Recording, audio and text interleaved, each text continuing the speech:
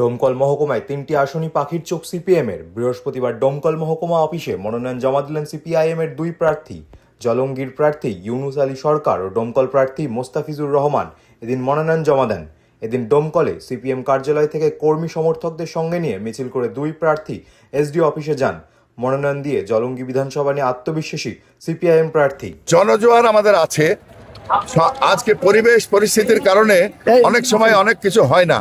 এবারে মানুষের একটা অদম্য ইচ্ছা যে আমরা এই জনজোয়ার জন উচ্ছ্বাস একে কাজে লাগিয়ে আমরা আমাদের জয় ছিনিয়ে আনবো, সেই হচ্ছে প্রতিজ্ঞা ডোমকল মহকুমার।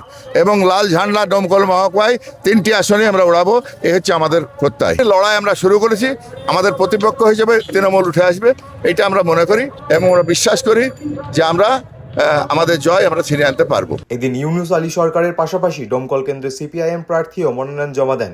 মোস্তাফিজুর রহমান ডোমকল আসন পুনরুদ্ধার নিয়ে বেশ আত্মবিশ্বাসী। আমরা আত্মবিশ্বাসী। আজকে নমিনেশন পেপারে কর্মীরা যেভাবে উৎসাহ দেখাচ্ছে এবং গোটা ডোমকলের মানুষ, আমি যা প্রচার করছি তাতে আমরা 100% আত্মবিশ্বাসী যে এবারে ডোমকল সিট পুনরুদ্ধার হবে বামপন্থীদের এবং সিপিআইএম এখানে জিতে বিধানসভায় তার প্রতিনিধি পাঠাবে। আমি 100% আত্মবিশ্বাসী এবং হচ্ছে যে বহিরাগত বা ভূমিপুত্র এটা ডোমকলের মানুষ বিচার করবে, সে বিচার মানুষ অলরেডি করতে লেগেছে। এদিন দুই প্রার্থীর মনোনয়নকে ঘিরে উচ্ছ্বাস দেখা যায় কর্মী সমর্থকদের মধ্যে। মনমোহিনী হেলথ কেয়ার, স্বাস্থ্য সেবায় অটুট শ্রেষ্ঠত্বের শিরোপা।